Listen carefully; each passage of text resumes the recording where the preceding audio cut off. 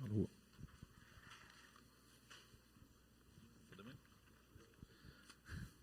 Bom dia pessoal, bom dia a todos. Sejam todos muito bem-vindos à nossa reunião APIMEC. Muito obrigado por prestigiar a APIMEC, nosso encontro anual aqui em Investors Day com a Taurus, unindo aqui analistas, investidores, e todos aficionados por investimentos, ações, e também pelo segmento, pelo setor. Então sejam todos muito bem-vindos, pessoal. A apresentação, eu vou passar a palavra já para a companhia. Depois, na sequência, a gente abre para perguntas e respostas, tá bom? Então, a apresentação. Então, muito obrigado a todos. Muito agradecendo, acho que primeiramente, a todos os presentes. Também Salésio Nus, que é o presidente da companhia, que vai fazer a abertura. Sérgio Grilo, que sempre nos recebe muito bem, não só como diretor de finanças e também diretor de RI, Também agradecer o nome do Ricardo aqui, o Ricardo está ali atrás. Muito obrigado, Ricardo, sempre por nos receber tão bem. Eduardo Minguelli, diretor de Supply Chain. Leonardo Sesti, diretor de Engenharia, e a Patrícia dos Anjos, que contemplando cada vez mais a pauta ESG dentro da Taurus também. Então, parabéns pelos trabalhos para todos. Então, Salésio, eu vou passar para você, vou acompanhar aqui na plateia, depois a gente volta para a parte de perguntas e respostas, e novamente obrigado a todos pela presença. Bom, muito bom dia a todos. É um prazer enorme recebê-los nesse dia importante para nós, a nossa sexta APIMEC. Marcos Salavari, muito obrigado por fazer de mestre de cerimônias para nós aqui, representando a APIMEC, é um orgulho grande. Hoje você está com outro chapéu, o chapéu da APIMEC, então muito obrigado, é um prazer para a gente. Queria agradecer aqui ao nosso grande Barsi. A gente tem, todos nós aqui, eu acho que somos fãs de você. Eu, em especial, também sou fã de você, Luiz. O Luciano, que está representando o nosso conselho. Temos também também está representando o nosso conselho de administração aqui. Temos todos os nossos investidores aqui, analistas, enfim. É um dia importante hoje. Muito importante, O Sesti não veio hoje porque o filho dele está para nascer por esses dias, O Sérgio estava super apreensivo também, ele iria ter que tocar essa APIMEC sozinha, porque nasceu a minha neta na segunda-feira, então a minha primeira neta nasceu na segunda-feira, eu estou de vovô fresco, Muito orgulhoso, minha neta é muito bonita, mas eu consegui ir a Santa Catarina rapidinho, meu filho mora em Santa Catarina. Eu fui no domingo para lá, na segunda-feira cedinho ela nasceu, passei o dia com ela e voltei para cá, para a APIMEC, para a reunião da APIMEC, e no final de semana eu vou passar com a minha netinha de novo. Bom, então hoje é um dia especial por todos esses acontecimentos aí. A gente vai falar bastante para vocês, só me dá aqui a pichorrinha aqui do... está aqui.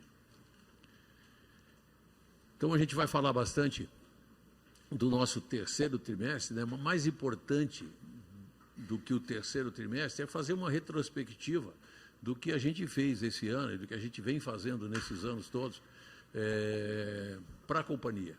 Vocês que têm essa relação com a companhia forte, então a gente faz negócio todos os dias, nós não podíamos deixar de fazer negócio hoje também. Então, todos vocês têm direito a 20% de desconto em todos os nossos produtos hoje durante a APIMEC. Por favor, aproveite. Isso vai fazer diferença no fechamento do quarto trimestre. Então, por favor, não deixe de investir nos produtos da Taurus aqui durante o dia de hoje. Todos os nossos produtos estão com 20% de desconto em homenagem aqui à nossa sexta APIMEC. Bom, acho importante a gente falar um pouquinho do que norteia a Taurus,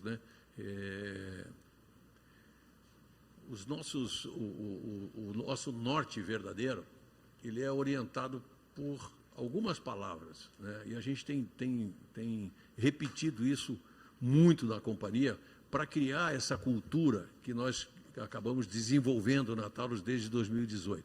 Então, a gente tem algumas palavras que orientam e que vão fazer parte da nossa pauta hoje. Solidez, pessoas, ESG, em especial as pessoas. A gente acredita piamente que uma companhia, uma sociedade, enfim, um empreendimento, ele muda com a atitude das pessoas. A atitude das pessoas é que mudam uma cultura de uma empresa, de uma sociedade, de uma entidade, enfim. Então, a gente na Taurus investe muito nas pessoas. Então, a excelência e força é a solidez, o vigor são as pessoas, né? As nossas armas, isso, né, que orientam e dão sustentação para os nossos desafios. Vamos falar um pouco de mercado também, da estrutura que a Taurus tem no mundo, né? O Miguel vai falar da estrutura e, no final, eu vou falar do mercado e no final, a gente fala de inovação. Inovação, sem dúvida nenhuma, é a palavra que vai garantir o futuro da companhia, né? Quando a gente fala em solidez, pessoas, mercado, é presente, é hoje e o curto prazo. Quando a gente fala de inovação, a gente está falando do futuro, né? Então, nós tivemos um desafio, estamos tendo um desafio muito grande esse ano no Brasil e nos Estados Unidos, que os Estados Unidos é o nosso principal mercado, o Brasil é o segundo maior mercado nosso, por conta de fatores distintos, né? O Brasil, todo mundo sabe, por conta desse contexto político, e nos Estados Unidos por conta dessa questão da inflação americana, das altas taxas de juros e do comportamento do mercado por conta desse fator, né, do fator inflacionário. Então, agora, mesmo com todos esses desafios fortes, vocês vão ver aqui, a Taurus ainda é a empresa do nosso segmento que apresenta os melhores resultados, mesmo não tendo o mercado interno, diferente dos nossos concorrentes que não tiveram nenhum problema com os seus mercados internos, né? Então, isso prova que o que a gente fez na companhia, todo esse processo de reestruturação da companhia, criaram fundamentos sólidos para a nossa companhia, né? Para que a gente tivesse agora com esse resultado, mesmo com esse ano desafiador. Enfim, eu convido o Sérgio agora para falar de solidez, né, para falar um pouquinho dos nossos números. Você já está com... Obrigado. Bom dia a todos. Que eu falo, a PMEC tem que ter uma parte de resultados, né, principalmente no terceiro trimestre. Não vou me alongar muito, que eu sei que vocês querem ouvir mais a parte de futuro do Salesio. Mas falar um pouco de solidez, né? Tudo que a gente construiu na empresa e tudo que está dando o alicerce, a base para o nosso crescimento futuro. Então, falando um pouco, começando pela receita, a gente vem falando muito, principalmente no outro ano, a questão da Taurus se tornar uma empresa muito mais internacional durante o ano de 2023. Então, a gente vê por tudo que aconteceu, o Salesio depois vai falar com mais detalhes sobre o mercado brasileiro, sobre os desafios que a gente vem enfrentando aqui.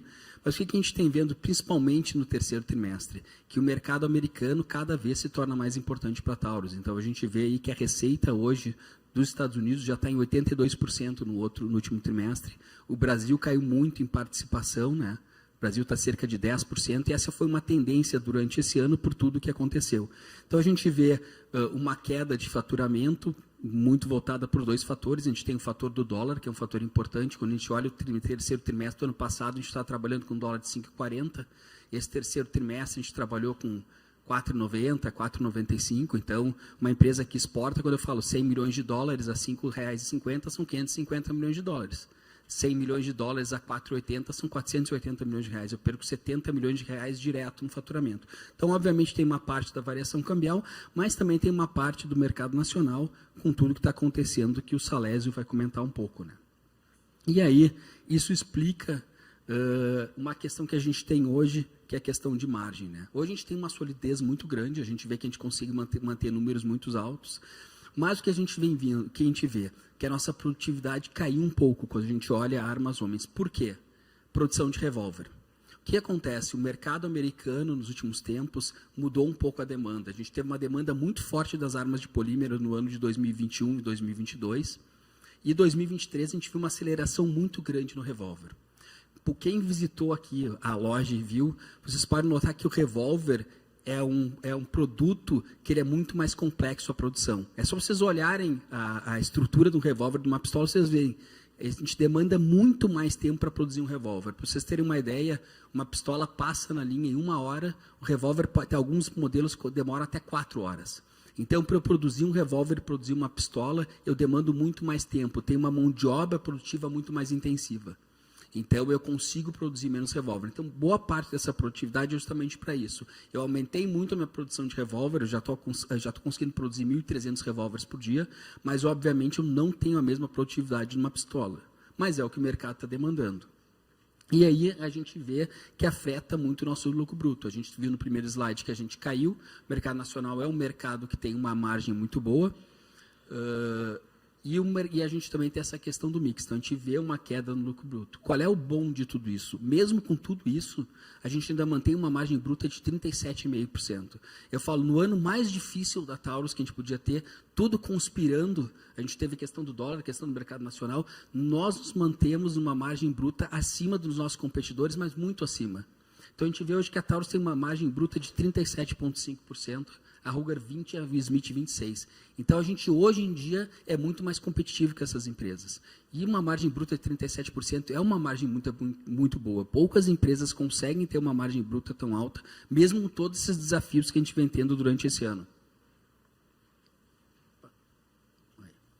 Uma coisa interessante que a gente viu, desde que a gente começou essa nova administração em 2018, a Taurus de 2018 para cá foi a 19ª empresa de maior crescimento em EBITDA, em 364 empresas listadas na Bolsa.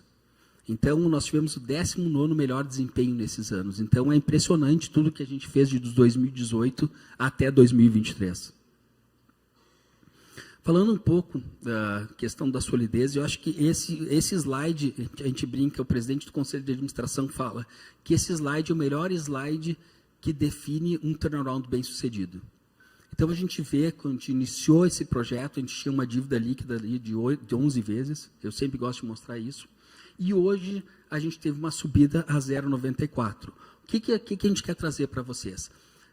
Provavelmente, esse ratio deve aumentar um pouco, por quê? Pelo FINEP. Qual é a nossa ideia agora? A gente conseguiu uma linha de, no total, 192 milhões, o projeto todo, o FINEP vai financiar 175 milhões. Qual é a nossa ideia? É todo o novo investimento agora que a gente tem, principalmente o Salesio vai trazer em produto e tecnologia, vai ser financiado pelo FINEP. É um empréstimo que tem 3 anos de carência, 12 anos para pagar. Então, o que a gente vai fazer? A gente vai ter uma alavancagem na dívida da empresa, mas é uma alavancagem para investimento. Isso está muito ligado com o que o Salesio vai trazer, que é o futuro. Esse é o futuro da companhia. Então, nós vamos construir um novo centro de engenharia integrado do lado da empresa. Quem teve na Taurus sabe, a gente comprou um terreno do lado da Taurus de 100 mil metros quadrados. A gente iniciou a operação da indústria 4.0 lá e agora nós vamos construir um prédio completamente separado da operação do centro de engenharia, centro integrado de engenharia. Então, essa alavancagem que nós vamos ver daqui para frente, esse aumento de alavancagem, vai ser devido ao empréstimo do FINEP, que agora nós estamos lá já recebendo as tranches. A gente recebeu no primeiro trimestre uma tranche, recebemos agora, em novembro, mais uma tranche. Ano que vem, a gente deve receber cerca de 90 milhões, que deve aumentar a dívida de FINEP. Então, a nossa dívida vai aumentar, mas é uma dívida voltada para investimento. Falando um pouco do número de acionistas, né, eu acho que tudo isso, toda essa melhora de resultado e essa confiança do mercado traduz no aumento de número de acionistas. Né? Quando a gente olha lá em 2018, a gente tinha 4.158 acionistas. Hoje, em 2023, até novembro, a gente está com 113 mil acionistas. E uma coisa que chama muito a atenção, mesmo num ano de transição difícil que a gente teve de 22 para 23, a gente quase dobrou o número de acionistas nesse ano. Então, o que demonstra? Acho que demonstra que existe uma confiança muito forte ainda do mercado na Taurus. Isso é claro, a gente vê, a gente não teve aumento de número de ações nos últimos anos, nada. A gente teve realmente um aumento de número de acionistas, mais gente querendo participar da empresa. E falando um pouco disso, né, acho que muito do aumento de acionistas vem pelas nossas políticas de dividendos. Né? A empresa voltou a pagar dividendos em 2022, e o número que eu falo que é interessante, desde o primeiro pagamento de dividendos em 22, a gente já pagou 371 milhões de reais em dividendos. Hoje a empresa está valendo mais ou menos 2 bilhões, né, Ricardo? Então, vocês imaginam, a gente pagou 371 milhões de dividendos. Lembrando para vocês que a gente aprovou aquela reserva estatutária no começo desse ano para dar poder para o Conselho de Administração a deliberar sobre a distribuição de dividendos a qualquer momento. Então, a empresa está preparada para distribuir dividendos quando o Conselho de Administração achar que é prudente. E a gente tem uma política aí de dividendos de pagar um dividendo mínimo de 35% do lucro líquido ajustado, que é uma política já bem agressiva. E muito obrigado, essa é a minha parte. Muito obrigado. Vou passar agora para a Patrícia do SG.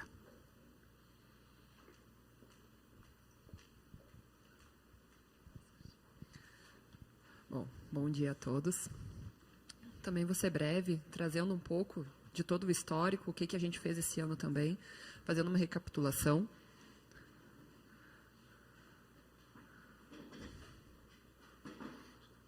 Lembrando, então, que o ESG iniciou como um projeto estratégico em 2022, em que a Taurus ela constou como os pilares estratégicos para direcionar a política ESG da empresa, o desenvolvimento de pessoas, a tecnologia e a inovação e um ambiente colaborativo. Com esses 3 pilares, nós fazemos a consolidação da cultura ESG na Taurus.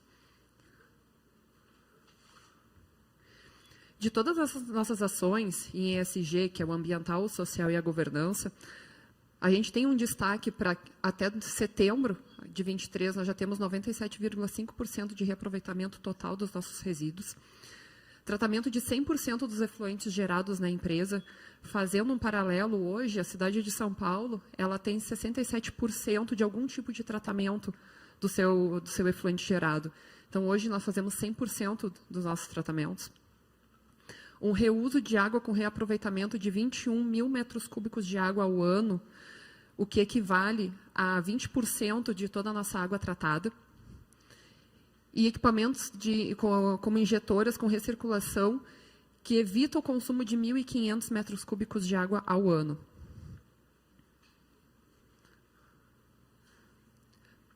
No social, nós tivemos ações para promover um ambiente seguro para que 100% dos acidentes de trabalho sejam evitados. Nós temos o projeto Trilhar, em que a gente fez a capacitação de 100% da operação tecnicamente em 2023, e para 2024, 1.000 capacitações para promover um desenvolvimento adicional dos nossos colaboradores.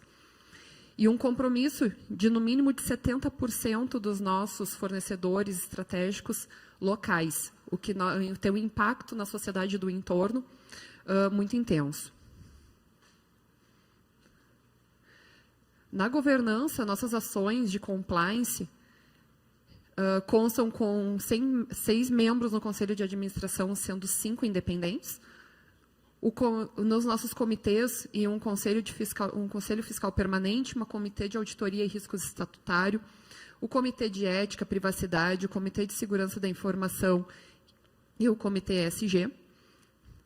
Os nossos compromissos para o processo de evolução do nosso relatório de sustentabilidade, que nós fizemos a divulgação em maio desse ano, para que nós possamos ter esse compromisso e ter a constante evolução das nossas ações.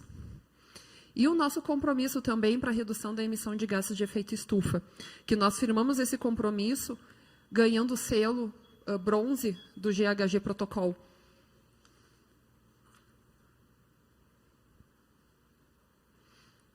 Entre os pilares estratégicos da Taurus para a consolidação da empresa, nós temos no desenvolvimento de pessoas o nosso programa de educação continuada, que nós temos o projeto Trilhar, que ele realiza a trilha de desenvolvimento dos nossos colaboradores. Nós também temos investimento de graduação, o MBA, que é o Master Bioengineering, mestrado e doutorado.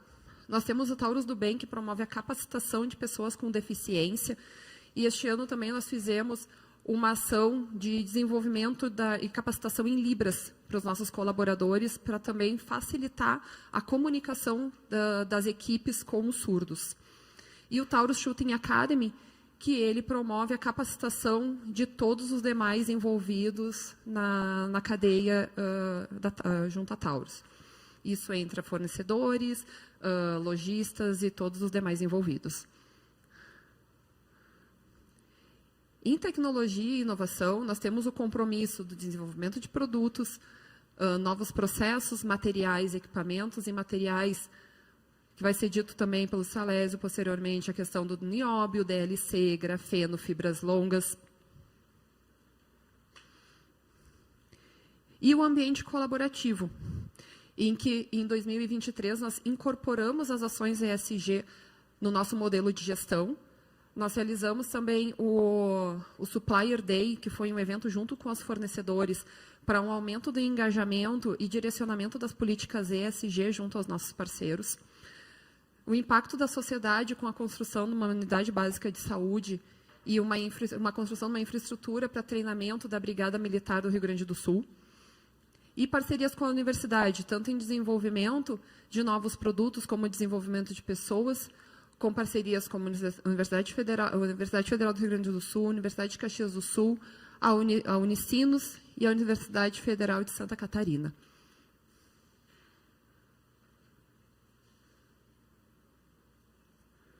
Agora eu convido o Miguel para falar sobre mercado.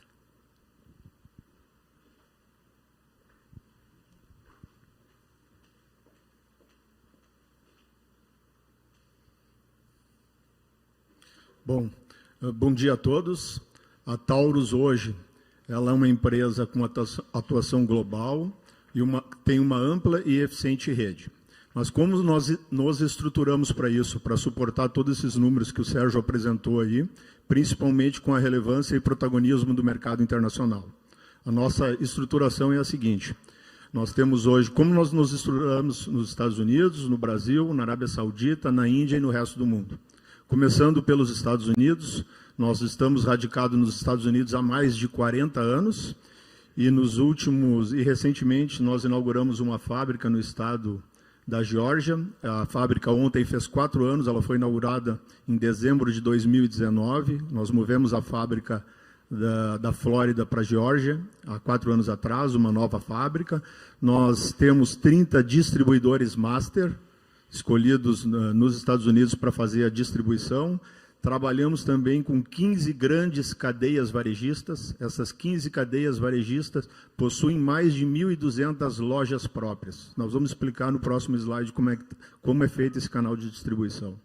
E essas cadeias varejistas, esses distribuidores atendem 684 revendedores, que atendem posteriormente mais de 16 mil lojas, pontos de venda nos Estados Unidos.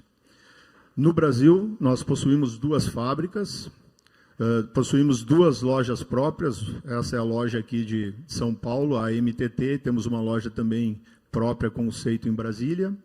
Possuímos mais, temos mais de 3 mil lojas, existem mais de 3 mil pontos, lojas especializadas de vendas de produtos de armas e munições e outdoor fitting no Brasil.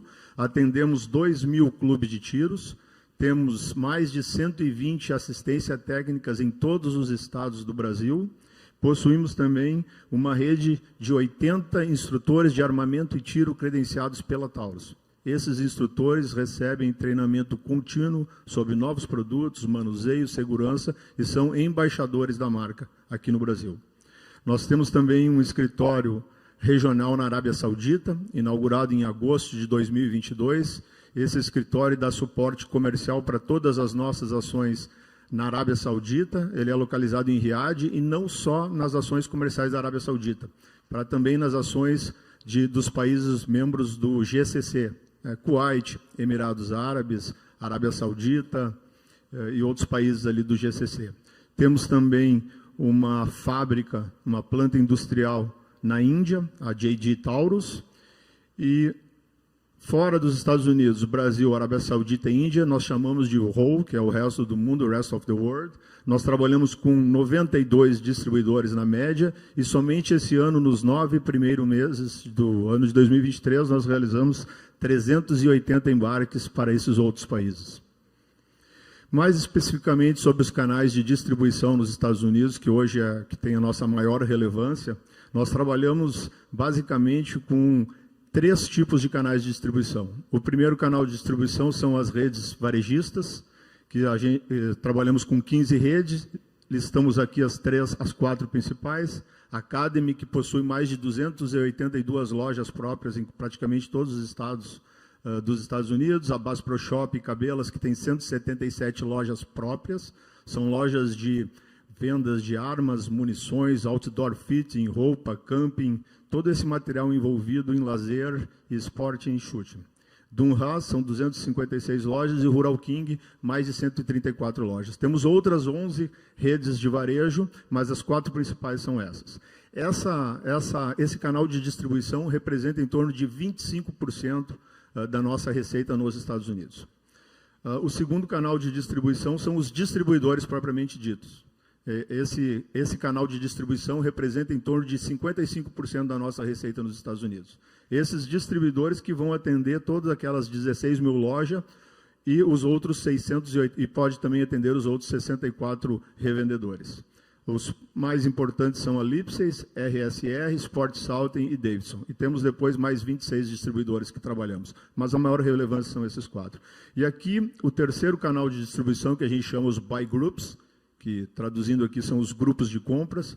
Esse é um canal de venda que tem crescido ano após ano e hoje ele representa entre 18% e 21% das nossas receitas. O que são isso? São grupos, são membros, são revendedores que se juntam, se associam com, praticamente são 4 grupos de compras, e aí tem um poder de negociação, crédito, eles se associam para poder ter uma condição comercial mais vantajosa, e alguns deles eles não conseguem ser plenamente atendidos pelos distribuidores. Então, e além disso, daí esses 684 membros que acabam atendendo, juntamente com os distribuidores, essas mais de 16 mil lojas e pontos de venda. Então, essa é a estruturação que nós temos no mundo, e aqui especificamente são os canais de distribuição nos Estados Unidos, que são os mais relevantes aí. Muito obrigado. Eu vou passar agora a palavra para o Salésio, que vai dar continuidade sobre o mercado.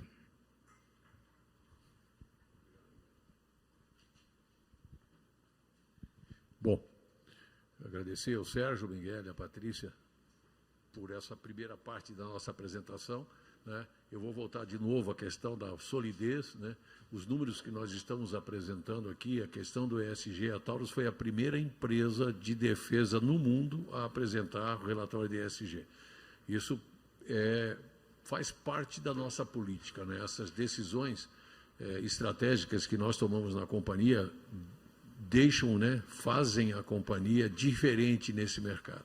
Então, a questão do ESG, ESG é uma política mundial, está na moda agora, inclusive a CVM, a partir de 2025, vai também cobrar, auditar essa questão da ESG. A gente se antecipou a isso, não por conta disso, a gente não tinha nenhuma informação privilegiada, não é isso, é que a gente realmente faz parte do nosso direcionamento estratégico, né? A gente trabalha na companhia com um horizonte do curto prazo, do médio prazo e do longo prazo. Então, o que nós falamos para vocês aqui foi só demonstrar para vocês que as atitudes que nós tomamos desde 2018, quando nós assumimos a gestão da companhia, trouxe fundamentos sólidos e que transformaram a companhia, fizeram com que a companhia tivesse realmente um compromisso com o futuro. Você não consegue construir um futuro sem você ter um presente bastante sólido, um momento sólido. Então, a companhia, mesmo com todo esse desafio do ano de 2023, que eu repito, é um desafio desde que nós assumimos a companhia, mesmo naquela época que a gente brigava para conseguir deixar a companhia de pé, né? O ano de 2023 foi um ano bastante difícil. Por quê? Porque os nossos desafios não vieram de dentro da companhia, não estão no nosso poder de decisão, né? Apesar de que em janeiro o mercado acabou me imputando o decreto desse governo, nós não temos nada com isso e não temos como interferir nessas questões políticas, principalmente nesse governo, que é um governo de ideologias muito forte, né? Bom, mas enfim, eu vou falar agora um pouco de como está hoje o mercado, né? E o que nós estamos enxergando para frente. Então, o mercado brasileiro, aqui a gente tem os resultados do mercado brasileiro nesses últimos anos. Nós assumimos a gestão da companhia aqui, né? Nós tivemos um salto bastante grande. Essa aqui é a unidade de compras, né? Unidade de armas vendidas no Brasil. E olha 2023, são 9 meses só, mas ainda assim será um ano que vai voltar ao início de todo o nosso negócio. E nem por isso a companhia balançou. Vocês podem ver que todos os resultados da companhia eles estão aqui, nós ainda continuamos com os melhores resultados das empresas que a gente relaciona, que são as duas maiores do mundo no nosso segmento, que é a Smith e a Ruger, mesmo com todo esse problema que nós tivemos. Bom, isso é um problema, eu costumo dizer que a gente, atrás de um problema, tem sempre uma grande oportunidade, né? Você só tem que saber explorar isso. O que nós estamos entendendo é que esse freio de arrumação, que na verdade não foi nenhum freio de arrumação, foi uma paralisação de arrumação no mercado brasileiro, ele gerou uma demanda muito reprimida, né? Então, obviamente que aliás, eu dizia isso antes das eleições, né? A gente nunca mais, num futuro breve, a gente ia ter esse efeito aqui no Brasil. Por quê? Porque anterior a 2019, anterior à eleição do Bolsonaro, as pessoas no Brasil, a grande maioria das pessoas no Brasil não sabia o que podia comprar arma. Porque o referendo, só para relembrar as senhoras e senhores, o referendo em 2005, a pergunta foi invertida, né? Então, quer dizer, a pergunta é se você é favorável à proibição do comércio de armas e munições, e aí se você fosse favorável ao comércio, você tinha que votar não. E se você fosse contrário ao comércio, você tinha que votar sim. Quer dizer, foi uma pegadinha lá atrás, já em 2005, mas que no final das contas, com a ajuda da mídia, as pessoas acabaram entendendo que o não ganhou, então ficou proibido. Principalmente os jovens todos aqui, vocês todos que são fortes dessa questão de mercado financeiro, né? Mas não tem da nossa história. Então o referendo foi coordenado, foi coordenado pela ANIAN, né? A associação que eu sou o presidente, foi uma campanha majoritária, foi uma campanha de um turno só, né? Com dois candidatos, o sim e o não. E nós, a Taurus e a CBC, investiram na campanha toda, inclusive na organização do programa eleitoral. Vale a pena, inclusive vocês que são jovens que não viveram esse momento, vale a pena dar uma googada e colocar lá, Programa Eleitoral Gratuito do Referendo de 2005, vocês vão ver como é que era o tema lá. Lá atrás a gente já dizia isso, né? Você não precisa ter uma arma de fogo. Você não pode tirar o direito de quem precisa, até porque amanhã você pode precisar e você não vai ter mais esse direito. Então, isso a gente fez lá atrás em 2005, mas nos perdemos durante o ano. Antes mesmo do Bolsonaro assumir, quando ele era pré-candidato, as pessoas já começaram a entender que podia comprar arma de fogo. E isso acabou durante o governo dele todo. Agora, o que eu digo para vocês hoje é o seguinte, vai acontecer um fenômeno diferente do que aconteceu em 2005. Todo mundo hoje sabe que pode comprar arma de fogo. Então, tão logo comece a sair as autorizações, evidentemente que esse número aqui vai ser muito diferente. Essa venda aqui praticamente é toda de autorizações remanescentes do ano passado, né? Então, a gente, de novo, no mercado brasileiro, a gente entende que, apesar de todo esse quadro ideológico que se instalou no Brasil, a partir da regulamentação, que no nosso entendimento deve acontecer até 15 de dezembro, o direito à compra. Essa loja mesmo aqui, ela continua, ela está faturando, aliás, ela fatura hoje. O Matheus é o nosso gerente aqui. O Matheus trabalha com a gente já há uns 15 anos, 13 anos, né, Matheus? 9. Entrou lá menino, menor de idade ainda, como guardinha, sei lá como é que chamava e tal, e hoje é o nosso gerente aqui da loja. A gente, no mês passado, foi o melhor mês da história dessa loja em um ano, né, comemorando o ano de aniversário. Por quê? Eu costumo dizer, porque as pessoas mudam as empresas. Lembra que a gente estava falando disso agora? Investir nas pessoas. O Matheus é um guri novo que quer aprender. Isso é fantástico, que nem vocês que são esses jovens do mercado financeiro, né? O nosso patrão mora aqui, o ídolo de quase todos nós aqui, né? Se ele olhar para trás, vê um monte de guri novo aqui, é o futuro do Brasil. Quer dizer, são as pessoas que nós temos que investir. Acontece isso na Taurus também.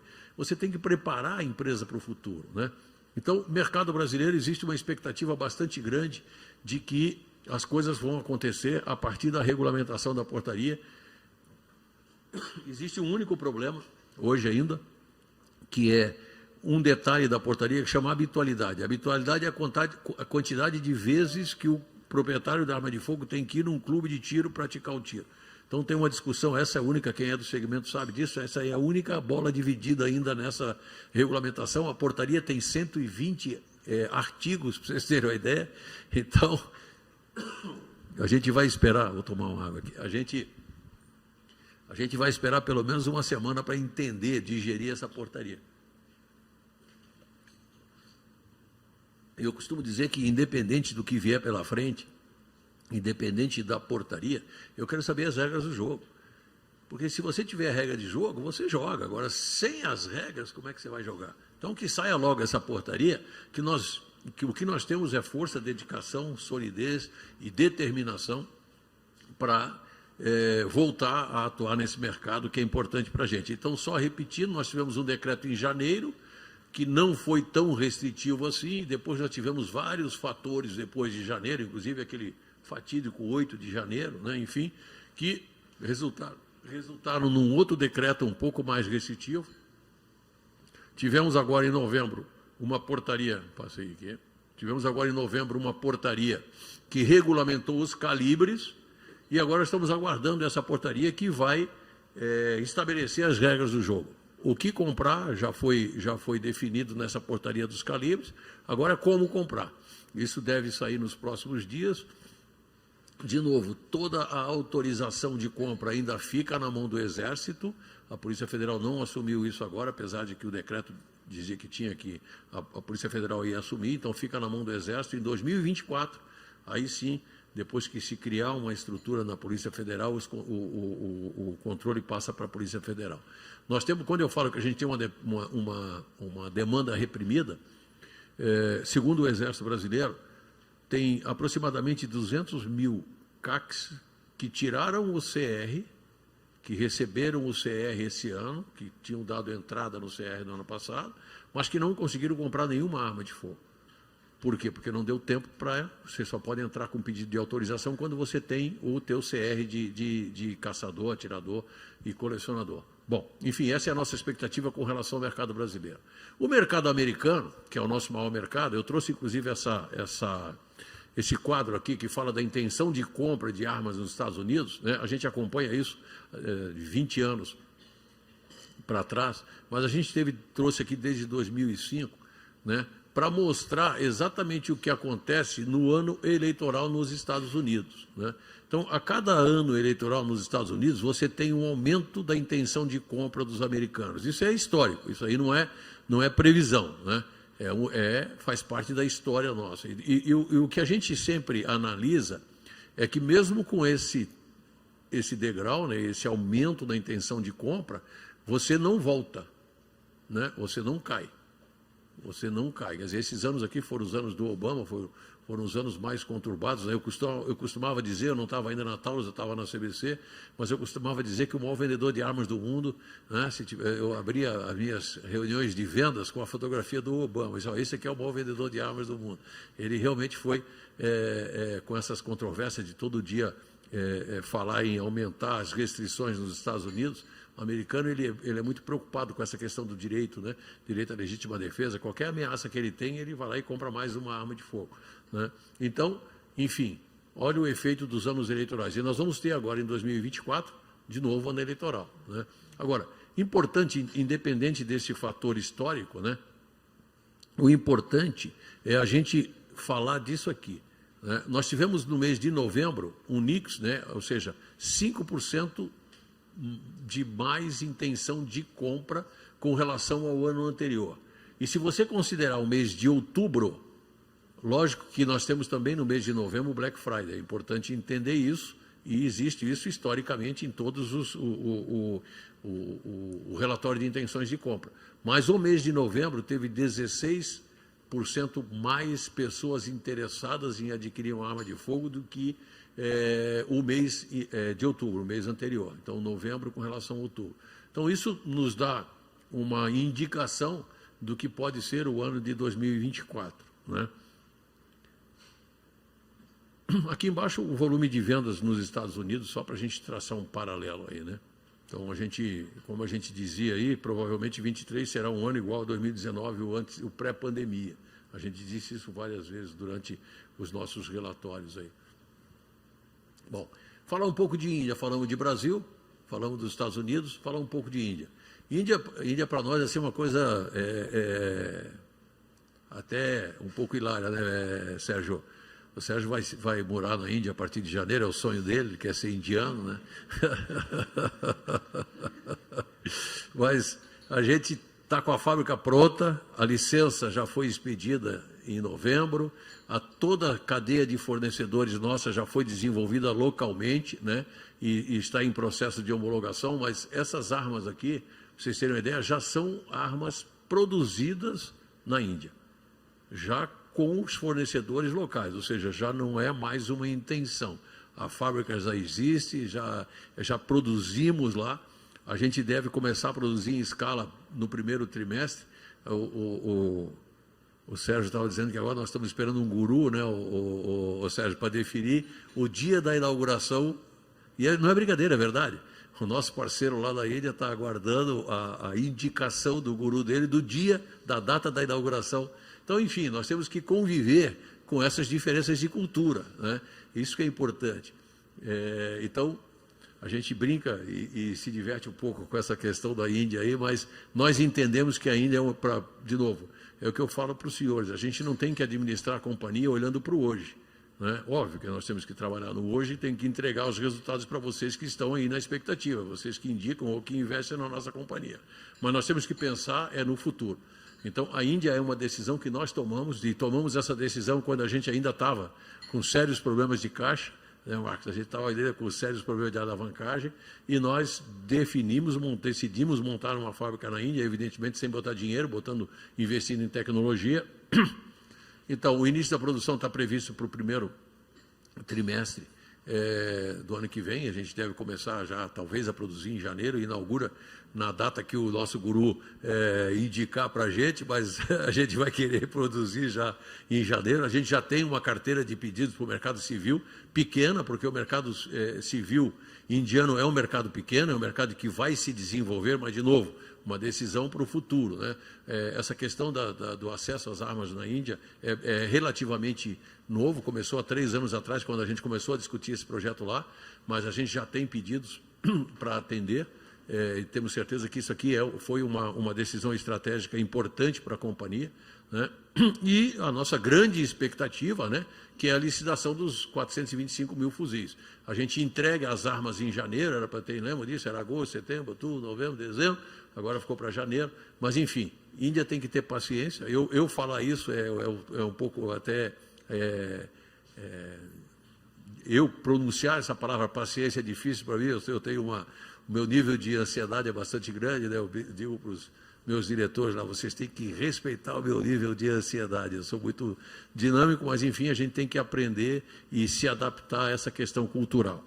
Mas esse é o grande desafio. A gente tem várias outras licitações que a gente está participando também, que não aconteceram ainda, mas na Índia a gente tem várias licitações por acontecer. Bom, a Arábia Saudita. A Arábia Saudita, no nosso entendimento, foi outra decisão estratégica importante. A gente, em 2022 ainda, a gente abriu um escritório regional para prospectar aquele mercado e entender o que a Arábia Saudita estava pensando para o futuro, né? Em especial o Conselho de Cooperação dos Estados Árabes do Golfo.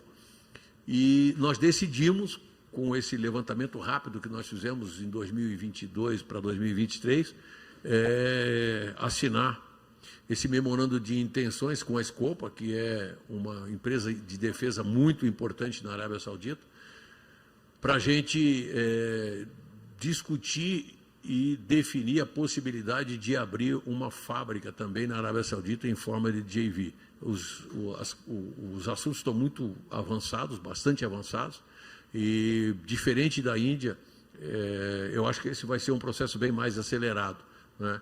E, de novo, estava comentando com o Barça agora há pouco aqui, antes da nossa reunião, que a Arábia Saudita é um pouco diferente, a gente está um pouco cauteloso, porque eles são muito rápidos, né?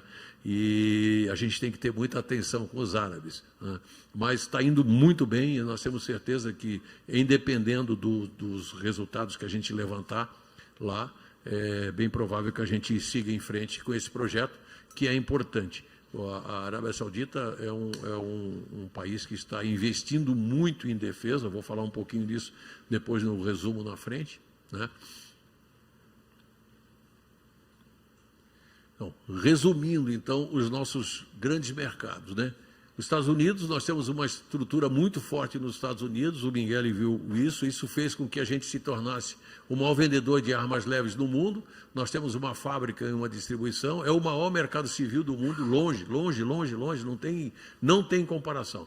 O mercado civil americano é o maior mercado do mundo, assim, sem nenhuma dúvida.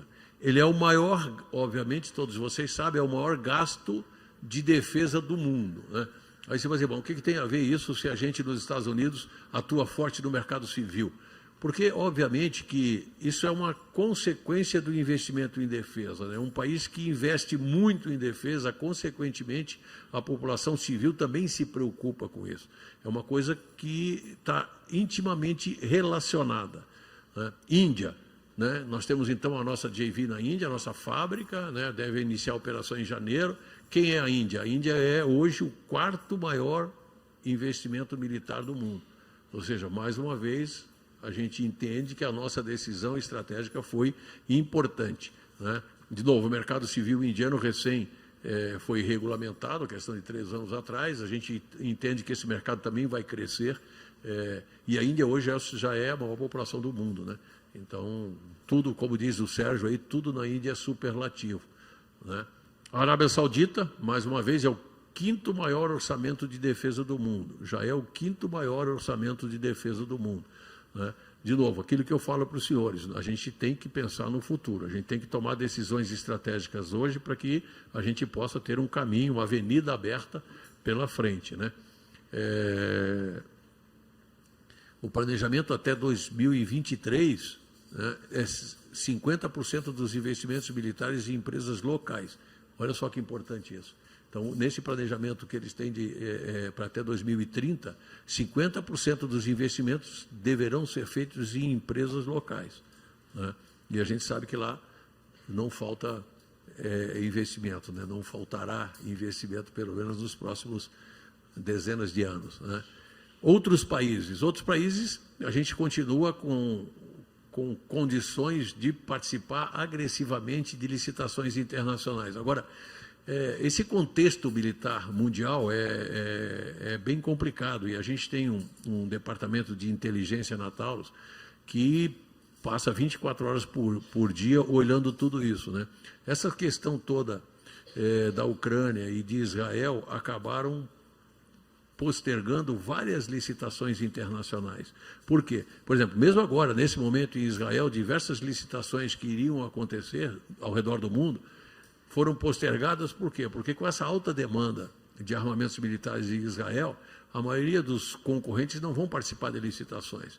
Então, como a demanda desses países não é uma demanda urgente, não é uma demanda para amanhã, eles preferem segurar para ter mais gente participando das licitações para comprar melhor.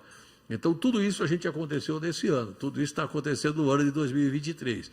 Mas, enfim, o importante é que a gente tem 90 pessoas no resto do mundo, fora os países que nós temos uma operação, cuidando de todas as licitações internacionais, né? E, por último, com relação às avenidas de crescimento, né, o que a gente está buscando hoje, né, e isso é uma área da companhia que a gente presta muita atenção também. O mercado civil americano é o maior do mundo. O mercado militar, para o nosso segmento, não é o maior do mundo. Os Estados Unidos, o mercado de law enforcement nos Estados Unidos, porque militar você não vai atuar, né? Os Estados Unidos possuem o seu arsenal militar, Lake City e tudo mais. Então, você tem o mercado de segurança pública, law enforcement, que não é um mercado grande, porém é um mercado de referência. E olha só o quanto os Estados Unidos nessa área de armamento, nessa área de segurança pública e defesa, é muito melhor estruturado, obviamente, do que o Brasil. Em média, a cada 7 anos e meio, as polícias americanas trocam de armamento, em média. E existe o comércio de armas usadas nos Estados Unidos. Então, os condados, as polícias, enfim, disponibilizam essas armas para o mercado e fazem novas aquisições. Então, esse é um mercado que a gente não atua, é um mercado pequeno, mas é um mercado de referência muito importante. Então, a gente atua muito, muito timidamente com o nosso portfólio de produto. Nós estamos procurando um parceiro lá, ou para M&A, ou até para uma parceria mesmo, que já tenha participado desse mercado, que já participe ativamente desse mercado, para a gente juntar tudo que nós temos de importante, que é produtividade, custo, um departamento de um centro integrado de tecnologia e engenharia muito ativo, para que a gente consiga fazer um atalho nesse caminho. Mas, independente disso, a gente continua, né, a passos ainda lentos, em direção a esse segmento nos Estados Unidos, com os nossos produtos. Mas a ideia nossa é fazer um atalho nesse processo, né? E, evidentemente, as concorrências militares e policiais no resto do mundo é uma coisa que a gente está sempre atento. Então, isso aqui é mais ou menos um diagnóstico de como a companhia está enxergando o mercado nesse momento para o futuro, né? Então, para finalizar, quem ia falar de inovação era o SEST, mas como o SEST está esperando o bebê dele nascer, o barrigudinho, o SEST é aquele nosso, lembra que eu falava para vocês, nosso diretor de engenharia, é aquele gordinho, mal-humorado, né? E ele está esperando nascer o herdeiro dele, certamente será um forte candidato à engenharia de armamento, né? Então o SEST não pôde acompanhar a gente aqui em São Paulo. Eu não sou engenheiro, eu brinco que eu não sou engenheiro e não gosto de engenheiro, né? Mas vou tentar dar uma enrolada em vocês aqui com relação a essa parte de engenharia. Não, enrolar em vocês eu não vou enrolar, até porque eu não tenho competência para isso, né? E se é uma coisa que, apesar de não ser engenheiro, se é uma coisa que me fascina, é esse negócio de inovação. Isso é uma coisa que me fascina, a Taurus é isso, né? Se vocês olharem a Taurus hoje, eu costumo dizer, nós não somos uma fábrica de armas, nós somos uma fábrica de tecnologia. É fantástico. Quem não teve na Taurus, o Márcio esteve de novo lá nos visitando há pouco, vários dos senhores já estiveram lá, mas quem tiver oportunidade, quem quiser, quem tiver programado, uma viagem para Gramado, né, pega um meio-dia e vá visitar a gente, vale a pena. Como empresa, é um orgulho para nós brasileiros. O que nós temos na Taurus é um orgulho em todos os sentidos. Em todos os sentidos. Eu vou falar um pouquinho de tecnologia e vocês vão entender por que eu falo que nós somos um orgulho do Brasil em todos os sentidos, né?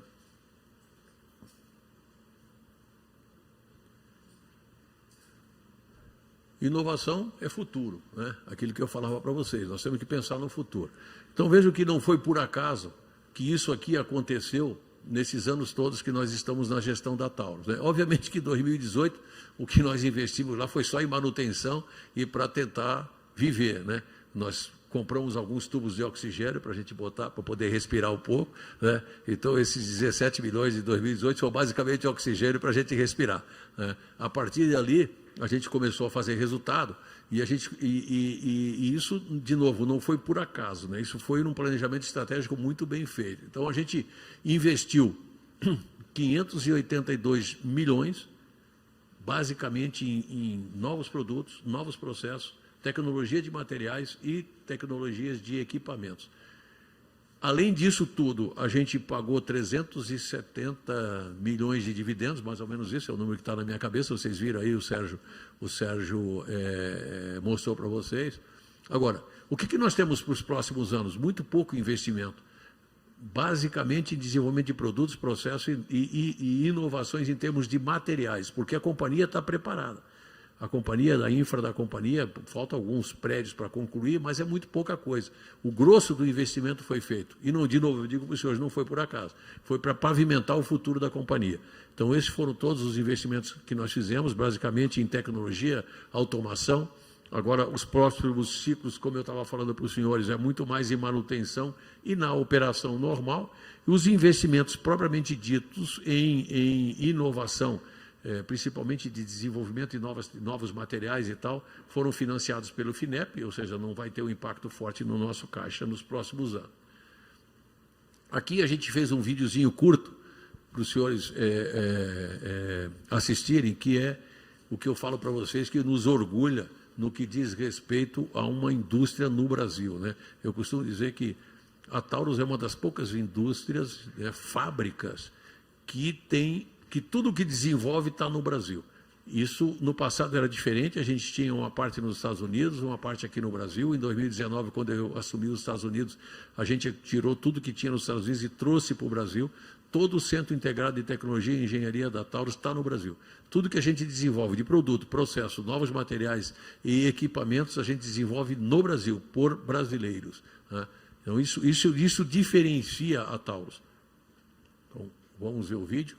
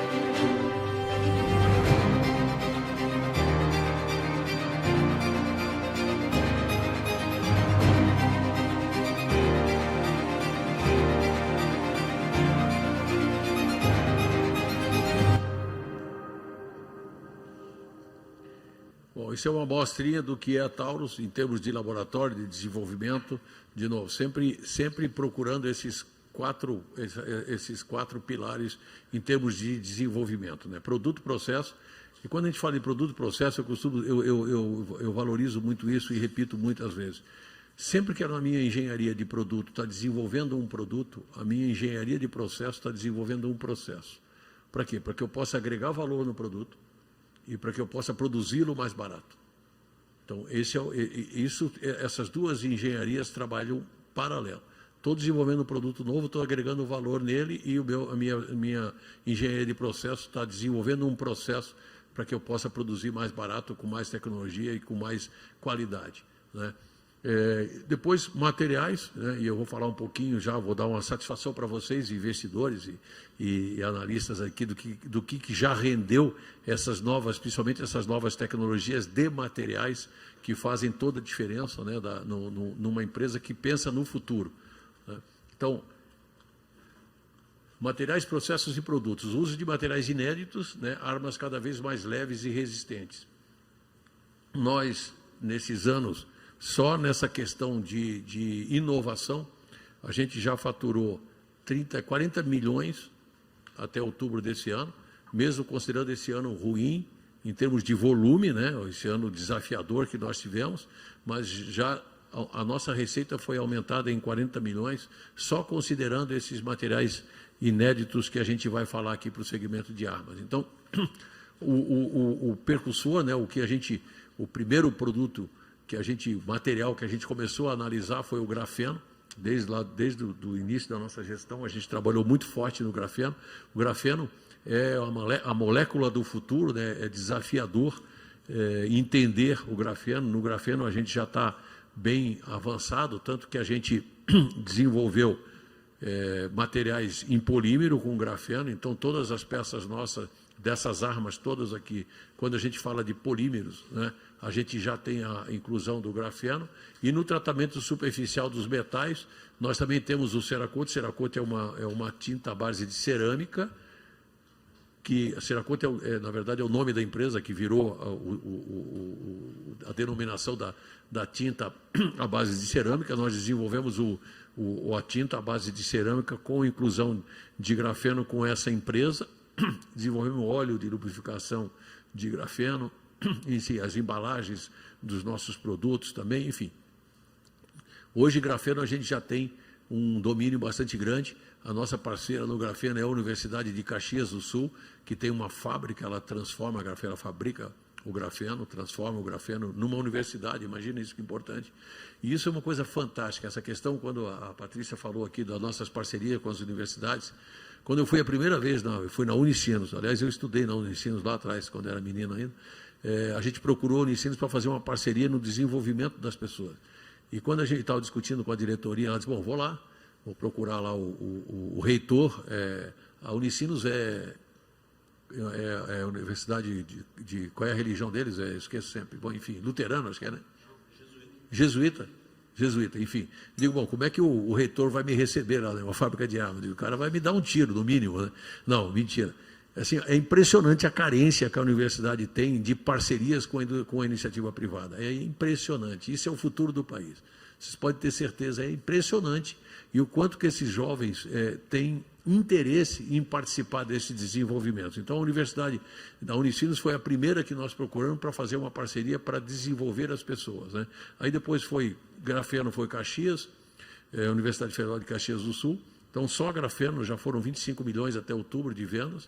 Nós somos pioneiros, né? A Taurus é a primeira empresa a usar grafeno. E, de novo, por que o grafeno? Né? Porque o Brasil tem 75% das reservas de grafeno do mundo. Então, eu acho que nós temos essa obrigação, nós como iniciativa privada no Brasil, eu acho que nós temos essa obrigação de desenvolver as pessoas e desenvolver as nossas riquezas, né? As nossas reservas aqui no Brasil. Obviamente que isso não é por caridade, né? Obviamente, isso tudo tem um retorno financeiro. E outra, prepara para o futuro, né? O segundo produto que a gente trabalhou muito forte, o DLC. DLC é um tratamento à base de diamante que a gente dá nos canos das armas. E é impressionante porque essa GX4, quando a gente lançou ela, só para lembrar os senhores, a gente lançou produzindo ela nos Estados Unidos. Depois a gente trouxe ela para o Brasil, porque no passado o Exército demorava 2, 3 anos para conseguir homologar um produto. Hoje a gente homologa no laboratório nosso, evidentemente por um laboratório independente, mas nos nossos equipamentos. Hoje a gente já trouxe essa tecnologia para o Brasil. Antigamente a gente fazia o cano, mandava para os Estados Unidos, aplicava o DLC, trazia para o Brasil, montava na arma e exportava para os Estados Unidos. Hoje a gente já tem no Brasil e no início do ano que vem já vai estar lá dentro do nosso Parque Fabril também.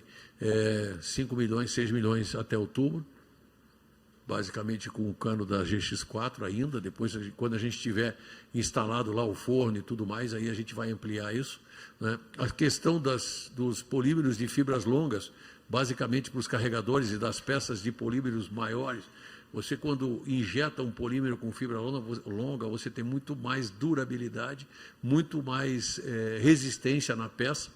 Então, a gente já tem um faturamento de 9 milhões. Isso aqui também foi uma parceria com uma empresa privada americana para a gente desenvolver e trazer essa tecnologia para o Brasil. Os nossos carregadores, lá na nossa fábrica de carregadores, lembra que a gente estrategicamente criou uma fábrica de carregadores, já são produzidos com essa tecnologia nova também. E, por último, o nióbio, né? O nióbio, o Brasil tem 95% das reservas de nióbio do mundo. E o nióbio é um elemento químico desafiador, do ponto de vista de conhecê-lo melhor e, principalmente, saber todo o horizonte de aplicabilidade do nióbio. A gente está trabalhando fortemente no composto da matéria-prima que a gente injeta aço. Todos vocês sabem que nós temos o MIN lá, né? Quem já foi lá na fábrica já viu, a gente injeta aço. E hoje 20% da nossa produção a gente já produz com o composto Taurus. Nesse composto, em termos ainda em laboratório, ainda em termos de pesquisa, a gente já está injetando o nióbio. A proposta do nióbio é acabar com, segundo os cientistas, aí, os nossos engenheiros, acabar com o câncer dos metais, ou seja, acabar com a oxidação. Essa é a proposta do nióbio. A gente está trabalhando muito forte nisso, mas, independente disso, ele tem outras vantagens, principalmente com relação à resistência, durabilidade e tudo mais.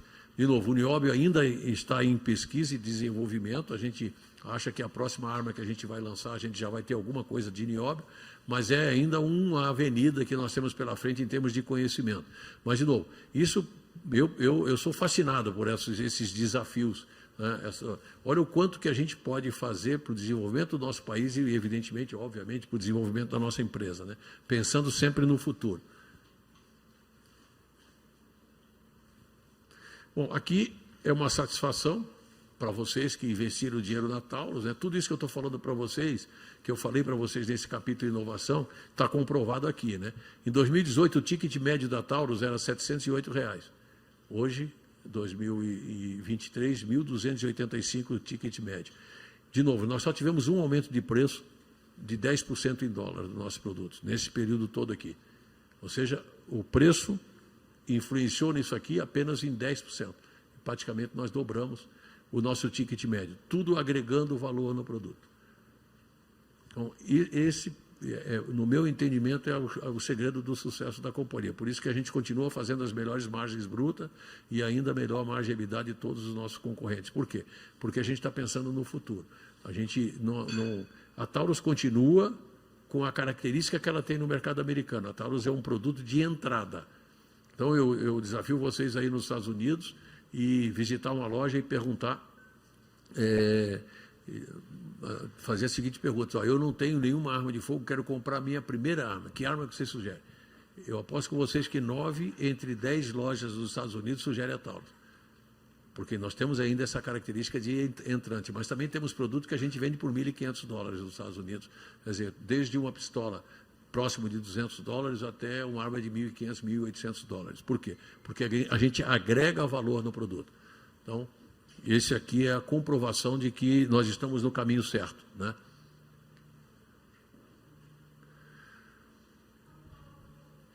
E aqui, para falar um pouco mais de outros produtos, a gente falou muito em materiais, né? Mas a gente desenvolveu diversos produtos. A Taurus é o primeiro revólver Toro. Toro é o revólver que vem preparado para receber uma mira ótica. A Taurus lançou o primeiro revólver do mundo nisso aqui.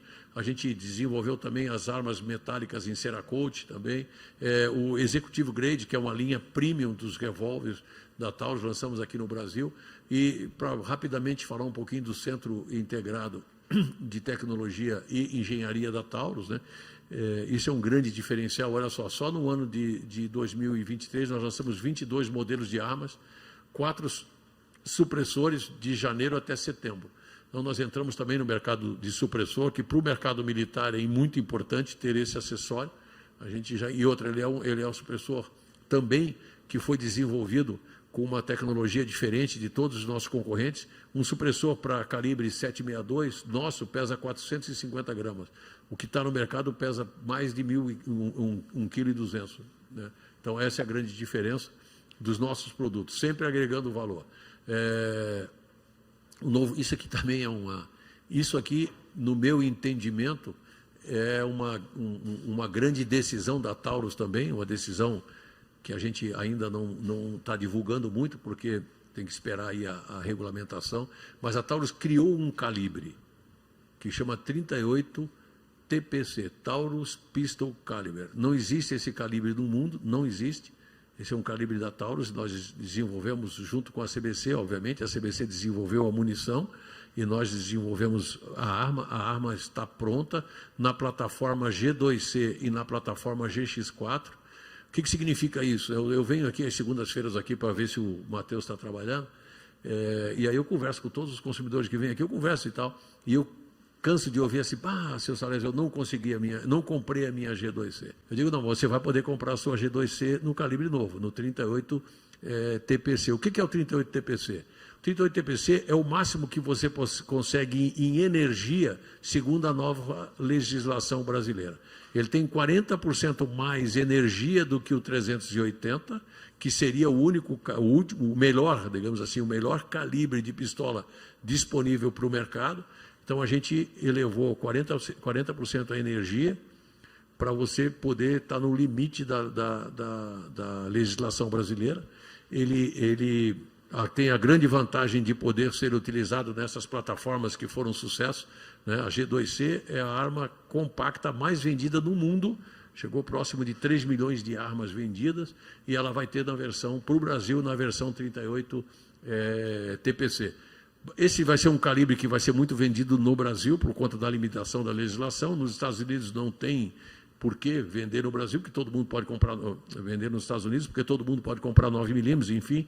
Mas isso aqui eu acho que é uma decisão estratégica muito grande e que vai mudar a nossa posição, porque o brasileiro, e a gente, de novo, o nosso centro de inteligência mostra isso para a gente, o brasileiro é meio competitivo, né? Então, eu tenho uma calibre 9mm, você não vai comprar uma 380. Você que é meu amigo, vai dizer, não, eu vou esperar mudar o governo e vou comprar uma 9mm. E eu não vou esperar mudar o governo para vender. Eu tenho que convencer esse cliente que ele pode ser diferente de mim, pode ser até melhor do que eu. Porque eu tenho uma 9mm, mas ele tem um calibre novo que ninguém tem no mundo. Então, ele não vai esperar os 4 anos para comprar uma 9mm, vai esquecer dessa. Até porque eu não sei se daqui a 4 anos vai ter 9mm, então não dá para esperar esse período. Então, a decisão desse calibre é influenciar o consumidor a tomar a decisão agora. Bom, tu tem uma 9, mas eu tenho um melhor calibre, um calibre novo.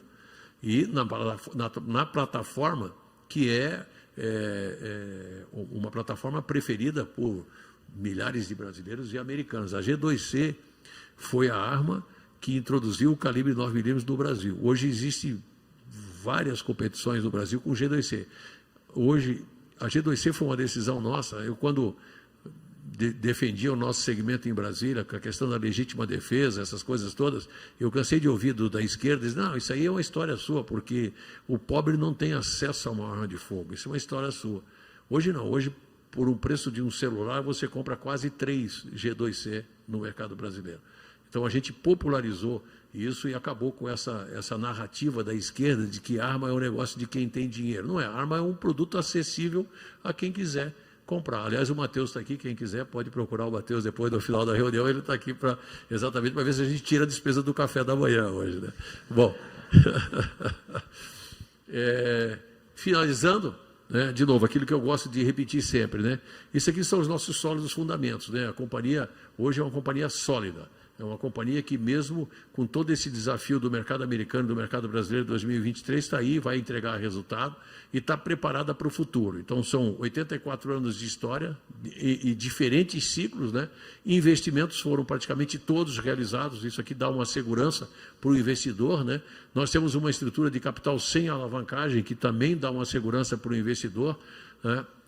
A gente remunera fortemente o acionista, como o Sérgio falou, 2022, 2023 a gente já entregou quase 400 milhões em dividendos, né, numa empresa que vale 2 bilhões, mais ou menos isso, né? Flexibilidade Fabril atendendo a demanda de forma ágil, isso aqui parece uma frase besta, mas é importante. Hoje a gente está produzindo 45% revólver e 55% pistola. Historicamente, o mercado produzia 70%, 80% pistolas e 20%, 30% revólver. Por que nós conseguimos isso? Por conta das nossas linhas de produção flexíveis. Então, isso é um grande diferencial para a gente. E o menor custo entre os fabricantes do mundo. Isso nos dá, de novo, uma competitividade grande para participar de licitações, enfim, essas coisas todas, né? O que nós entendemos como avenidas de crescimento, né? Primeiro, os Estados Unidos, novos produtos e as eleições, imediatamente falando nas eleições, e novos produtos é o que a gente vai fazer sempre, né?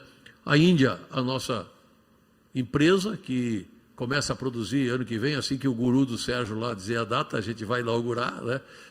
Estão todos convidados para ir na Índia, passar uma semana lá na Índia. A nossa fábrica é uma cidade maravilhosa, não é, Sérgio? Mas é para ficar uma semana na nossa fábrica, entendeu? Não é para ficar na capital, não, é para ficar na nossa fábrica. Arábia Saudita, eu acho que é uma promessa importante. O resto do mundo, de novo, oportunidades de crescimento. O Brasil, uma demanda reprimida por conta do que eu mostrei para vocês ali. Ninguém comprou arma esse ano, né? A gente tem aí o calibre novo, tem a legislação nova para acontecer. Inovação, produtos, processos e materiais sempre, né? E, evidentemente, uma possibilidade de parceria e M&A. A gente está disposto sempre. O que a gente fez em 4 anos, né? E outra, quando nós começamos aqui em 2018, a gente só tinha dinheiro para comprar o oxigênio que a gente respirava lá. Hoje não, hoje a gente tem condições de olhar muito e investir nas decisões estratégicas para o futuro, né? Bom, acho que é isso. Você quer fazer agora e depois abrir para respostas, é isso? Você é meu chefe, você manda, eu obedeço. Obrigado. Pessoal, muito bom dia. Obrigado, Salésio, obrigado a todos. O Salésio falou que... Vocês viram lá no começo que tem um presente para vocês, né? 20% de desconto.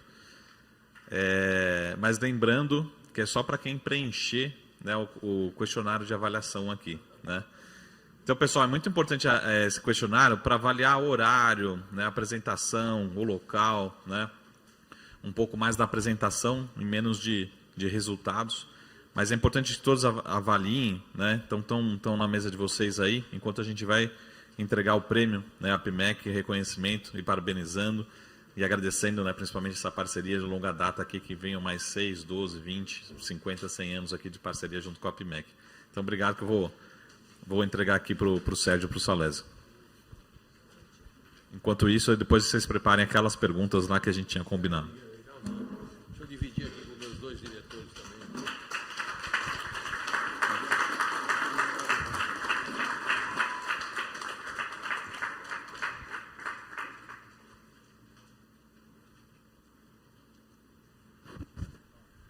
Boa. Obrigado pela parceria. Esse aqui é o selo de assiduidade por 6 anos junto com a APIMEC. Né? Muito bom ter essa parceria, principalmente aqui dentro da loja, né, que a gente consegue respirar, viver.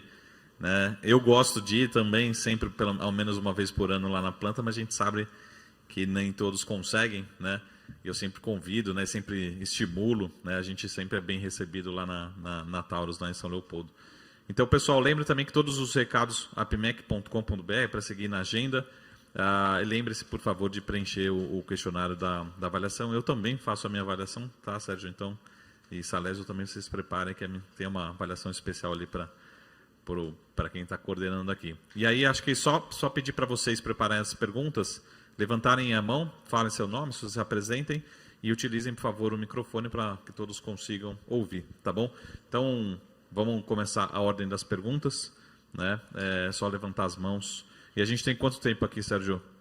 Salésio? Vocês têm hoje? Então, depende das perguntas, né? Tem algumas perguntas que... Então, vamos lá. Só levantar a mão e eu levo aí o microfone para vocês. Tá bom? Eu vou deixar com vocês o microfone e depois eu passo aqui para vocês. Enquanto o pessoal vai preparando as perguntas, então eu vou fazer uma pergunta clássica aqui, né? Que acho que é importante falar um pouquinho de outros assuntos, né? Completamente diferentes, que são assuntos só para a gente atualizar. Primeiro, só 2 pontos, tá? Primeiro, o assunto sobre o terreno, né? O clássico terreno e também a parte de capacetes. Para atualizar, acho que todo mundo deixa todo mundo na mesma página. E segundo, eu fiz uma pergunta para o Ricardo, inclusive, quando começaram os conflitos ali com Israel, né? Eu sei que no segundo trimestre, no release, apareceu, né, o fornecimento a Israel, né? Acho que muito para o mercado civil.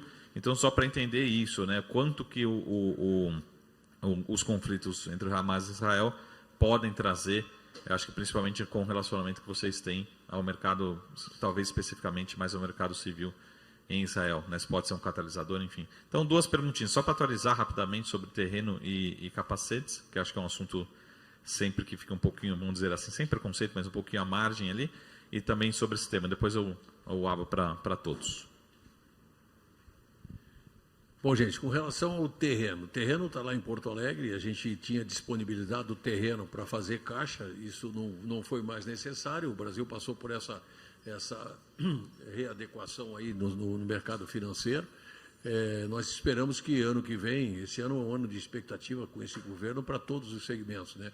A gente espera que ano que vem a gente tenha uma destinação para esse terreno nosso lá, uma incorporação, enfim, alguma coisa, né? O que é importante disso é que a gente não precisou se desfazer desse terreno naquele período crítico que a gente tinha lá de 2018. Ainda bem que a gente não fez nenhum negócio, até porque a gente tem que valorizar o que é o patrimônio da companhia. Nós entendemos que o ano que vem alguma destinação esse terreno vai ter. Capacetes continua na operação, voltou para a operação, é uma operação rentável. A gente fala muito pouco do capacete porque ele é muito pouco relevante dentro do resultado da companhia. Mas ela traz resultado, pelo contrário, gera caixa, traz resultado. E hoje está lá dentro dele. Evidentemente que se vier uma proposta, a gente vende o capacete, mas não é uma preocupação para a gente. Primeiro porque está lá, tem uma boa gestão, apresenta resultado, não consome caixa, pelo contrário, gera caixa. Então, está lá como resultado da companhia.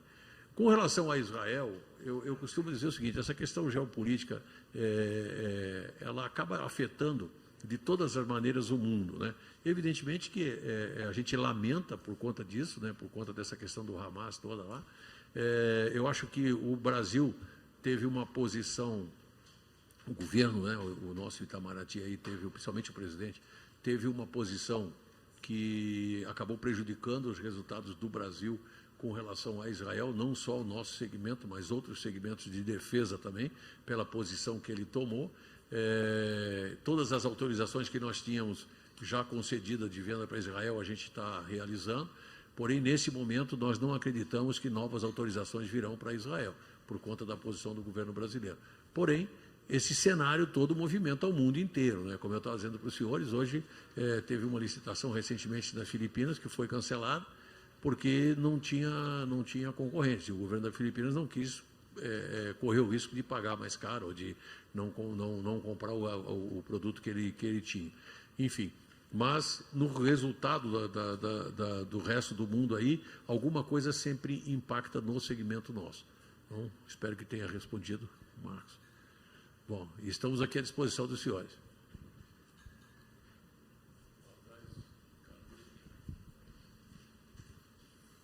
Olá, bom dia pessoal, Carlos Daltoso da Eleven. Duas perguntas também. A primeira com relação ao decreto, você citou bastante, né? Deve sair nos próximos dias, mas eu queria saber quais são os principais pontos ali de atenção que estão sendo discutidos ainda.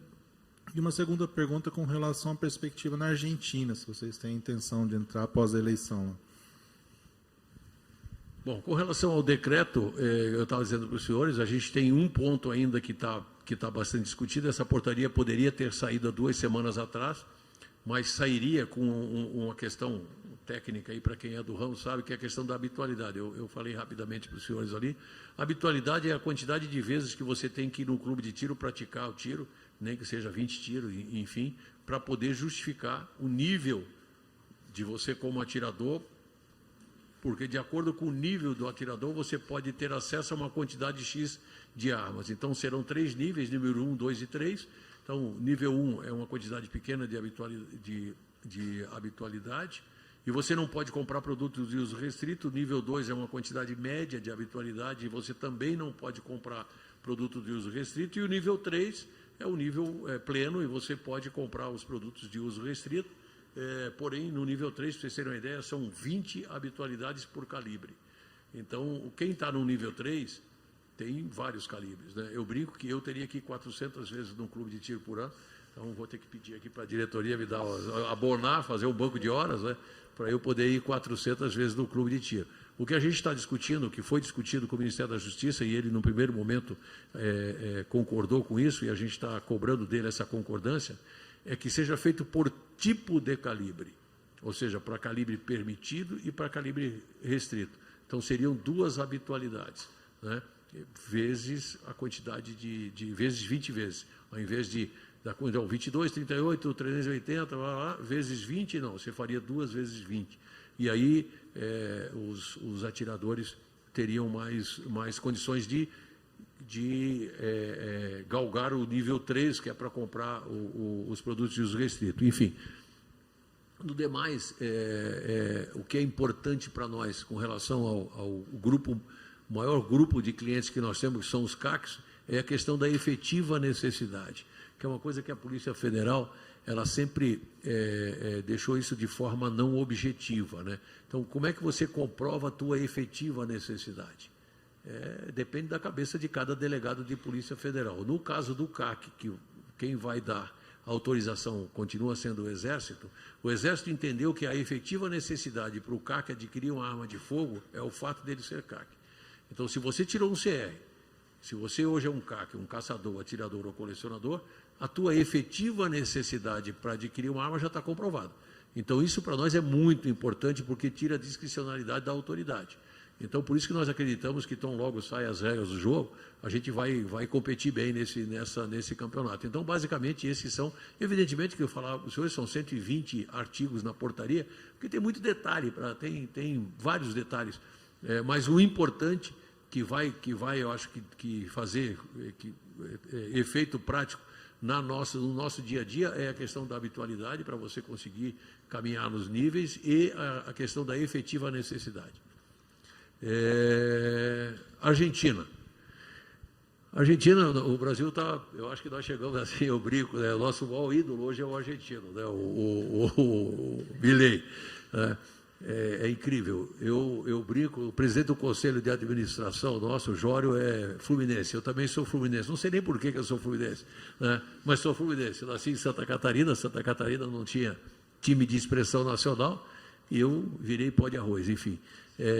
Eu digo que a seleção do Fluminense conseguiu ganhar da Argentina, a seleção brasileira não conseguiu ganhar da Argentina, mas a gente tem um ídolo, né, argentino, que é o Milei. Acho que o mercado argentino sempre foi um mercado muito grande, principalmente com relação à caça. A Argentina é um país que vem muita gente da Europa e dos Estados Unidos caçar. Inclusive o CEO americano, ano passado, não é?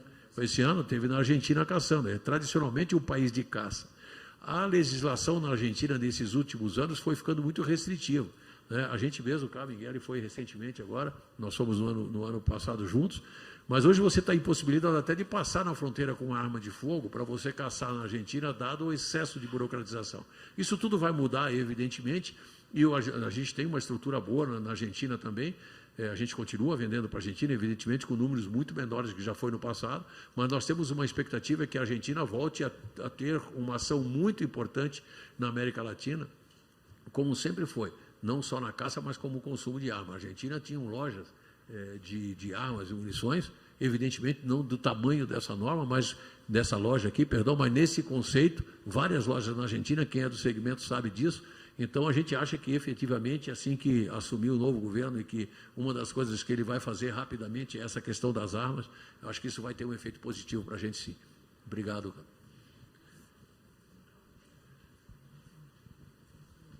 Aqui. Bom dia. Bom dia. Meu nome é Paulo. Eu sou investidor pessoa física, estou dentro daqueles 113, 116 mil ali.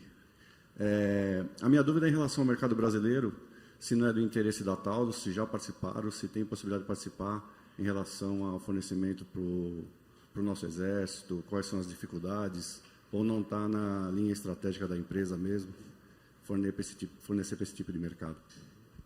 Bom, obrigado, Paulo, obrigado por ser nosso investidor, por acreditar na gente.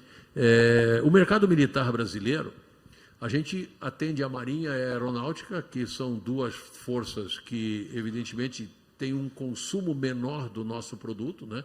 Não são forças terrestres, né? Mas a gente atende as duas forças.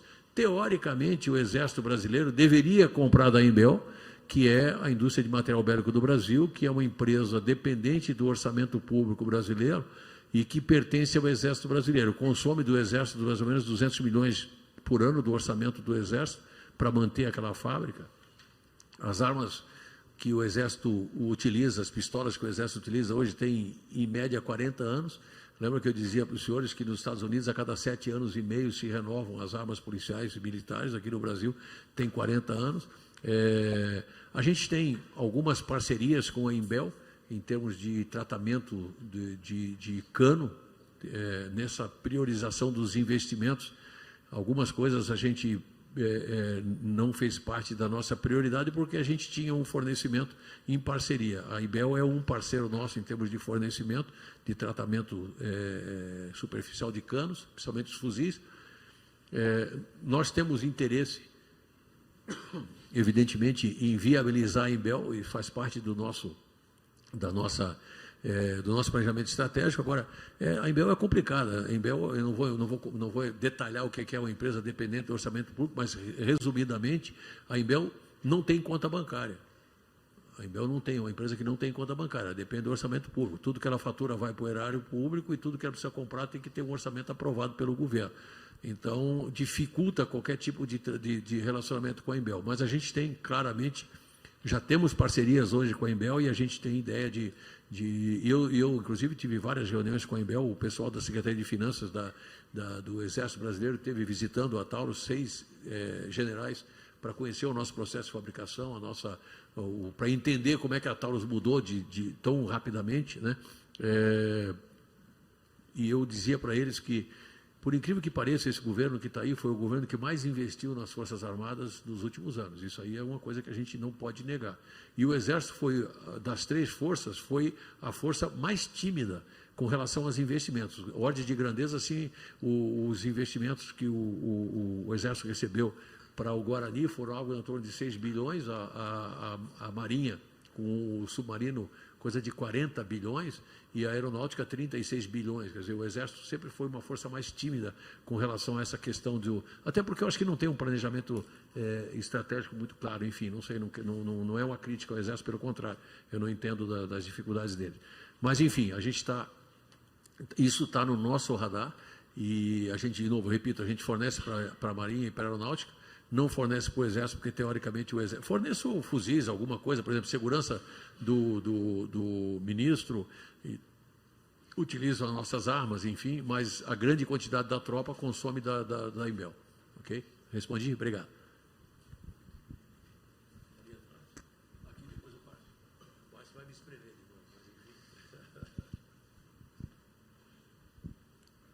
Tudo bom? Bom dia. Meu nome é Bruno, eu sou investidor por um clube de investimento lá de Porto Alegre. E, primeiro ponto, eu fiz questão de vir presencial para agradecer aí vocês, a diretoria, pelo trabalho dos últimos anos. Aí foi espetacular mesmo. A gente está muito feliz com os resultados também lá no clube.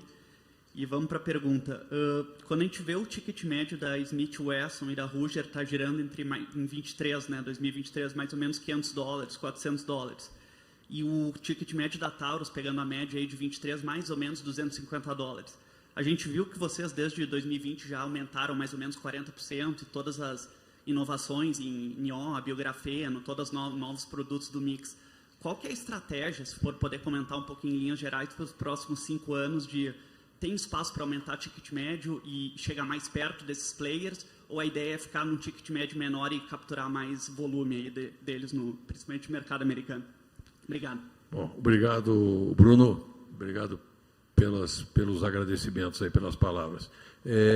Bom, são as duas coisas, né? Primeiro, não abrir mão dessa questão de volume. A Taurus é uma empresa de volume, né? A gente costuma dizer na administração lá, nós somos uma empresa de SG&A, nós temos que fazer volume para diluir as nossas despesas. A gente não vai abrir mão disso. Por outro lado, a gente está caminhando muito para ter outros produtos, principalmente outras linhas de produto. Nós estamos lançando nos Estados Unidos esse ano agora no SHOT Show o primeiro rifle de ferrolho da Taurus, já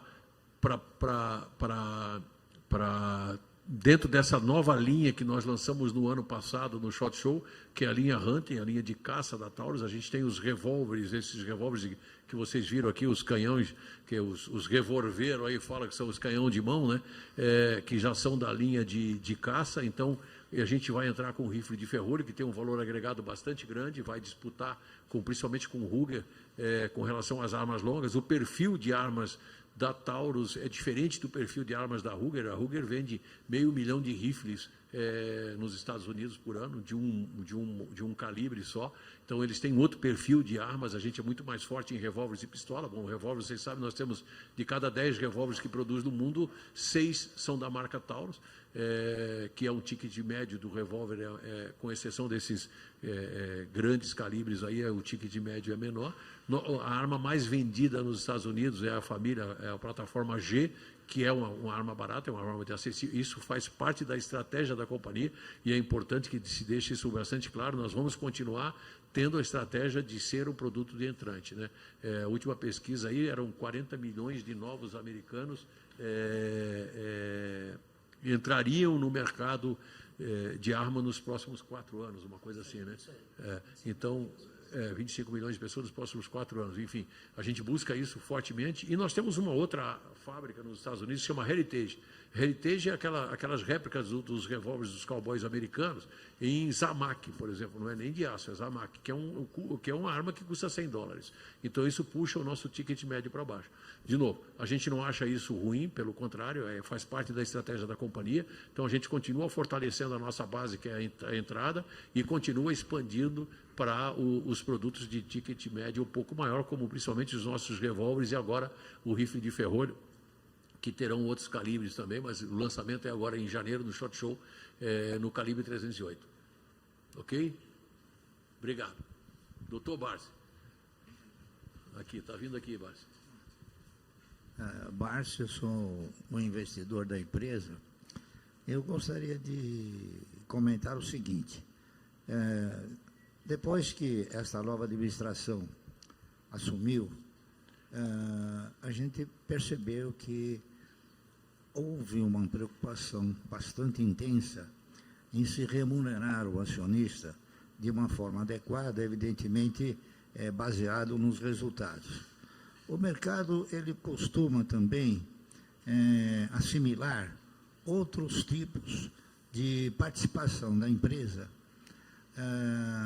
em remunerar o acionista, que é comprando suas próprias ações, nos momentos em que o caixa for suficiente e nos momentos em que o preço da ação estiver assim, extremamente atrativo. Eu gostaria de saber se existe algum estudo, alguma forma de se participar futuramente num processo dessa natureza, de a empresa comprar suas próprias ações, quando, na verdade, ela tiver esses dois fatores positivos. Que o preço esteja extremamente atrativo, como está agora, na minha opinião, e quando tiver recursos disponíveis para assim o fazer. Bom, a primeira parte eu vou responder, a parte mais difícil eu vou deixar para o Sérgio aí. Mas primeiro te agradecer, Barsi, por acreditar na nossa gestão, na gestão da companhia, nesse processo todo de reestruturação. Acho que foi um desafio grande, né? Numa APIMEC que a gente fez aqui, foi a primeira, Sérgio? Foi 2018. A pergunta do Barsi aqui foi a que nos desafiou a pagar dividendos, né?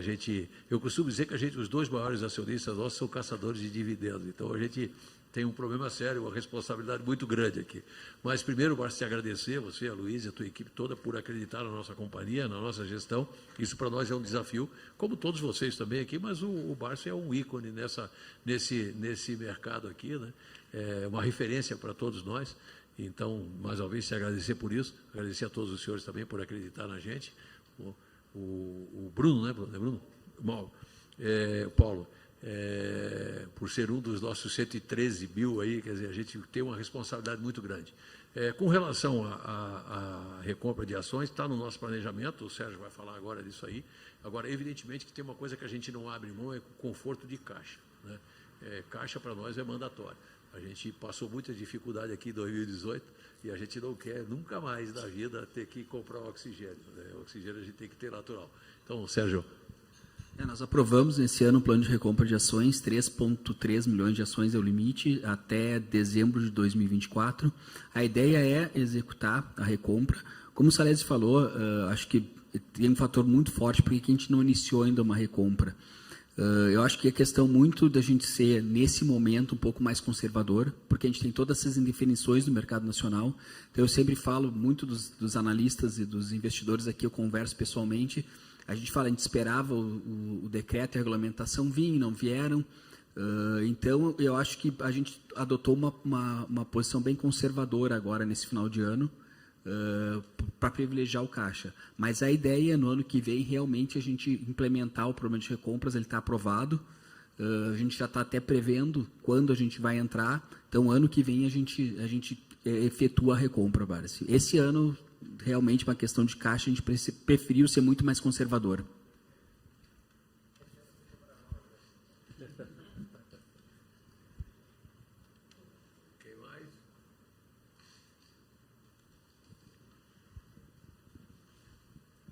Bom dia a todos. Meu nome é Marcelo Dibi, eu sou acionista da empresa.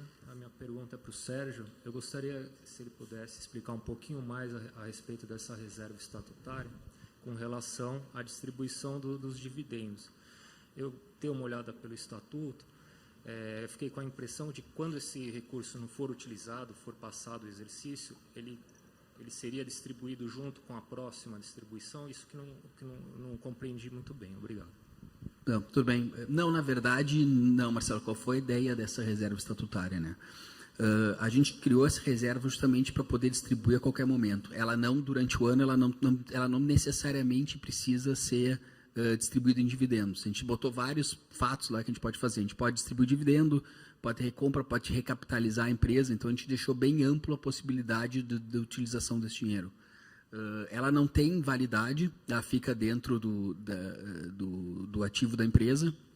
E qual é a ideia? A ideia é dar uma flexibilidade mesmo para a distribuição de dividendo. Então, eu posso a qualquer momento distribuir dividendos contando os lucros do passado, né? Então, ela não vai ser, não tem, quando ela vira o exercício, ela não tem necessariamente que ser distribuída ou ter uma destinação. Ela já teve a destinação dada pelo governo, pelo Conselho de Administração, a gente tirou isso de lucros acumulados para uma reserva estatutária.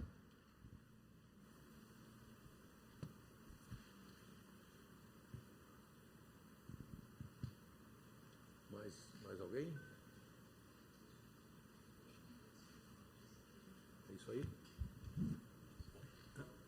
Bom, gente, então, quero mais uma vez aqui agradecer a todos vocês, agradecer ao Marcos Salavalli, hoje com outro, mas não deixou de me impressionar, né? Mesmo com o chapéu aqui da APIMEC, já fez logo 2 perguntas me dando uma pressão, um calor aqui. Então, te agradecer muito, agradecer a APIMEC, somos parceiros, é o 6º ano consecutivo, e essas reuniões para nós, eu sempre, desde guri lá na CBC também, eu dizia, quando você prepara uma reunião, parece um rito comum, né? Vou fazer uma reunião. Não, mas é um momento de reflexão muito grande. Porque tu imagina que para apresentar tudo isso aqui para os senhores, a gente buscou esse número, olhou, interpretou com muito carinho, noite adentro e tal.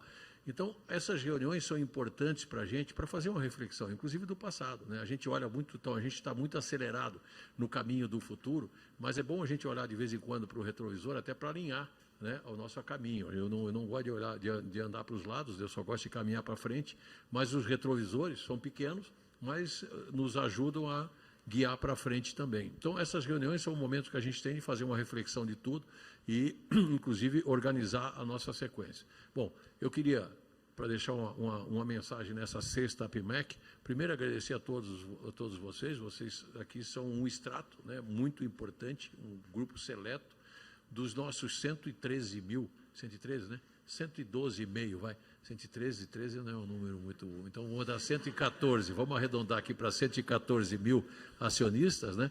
Então, vocês aqui são um extrato seleto desses 114 mil, então, em nome de vocês, agradecer a todos os 114 pessoas físicas e jurídicas que acreditam na gente, que acreditam nessa gestão aqui. E a gente está preparando uma companhia para o futuro.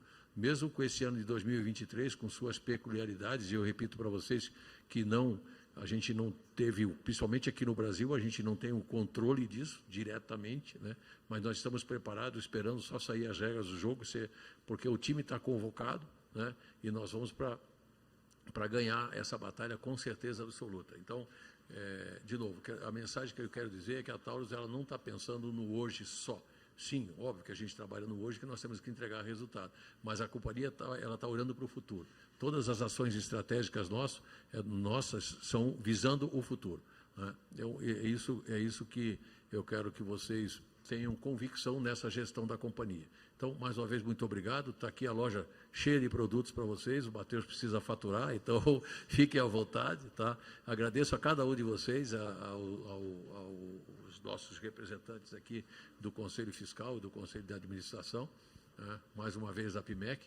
Um bom dia a todos e se a gente não se encontrar nesse final de ano, que tenham um bom Natal, boas festas aí, e que o ano que vem seja realmente o ano para a gente deslanchar. Então, muito obrigado a todos. Tem agora aqui o coffee break, enfim, nós estamos aqui à disposição dos senhores. Oi? Tem um brinde aqui, não esqueçam de pegar um brinde. Me dá um brinde aqui que eu quero mostrar para eles aqui. Tem um negócio importante aqui para vocês. Não, a pistola vocês já ganharam. Todo ano vocês ganham pistola. Vocês vão ganhar um revólver, hoje, ou pelo menos uma parte do revólver. Isso aqui é um porta-canetas, né? Bem importante, é um revólver nosso. E aqui tem o símbolo aqui do grafeno, do nióbio, né, mostrando o nosso compromisso com a inovação. Então, todos vocês vão receber um aqui. Eu faço questão de entregar um para o nosso guru aqui, né, para a gente tirar uma foto, e aí, simbolicamente, eu vou estar entregando um para cada um de vocês aqui. Então, Barsi, se você me permitir,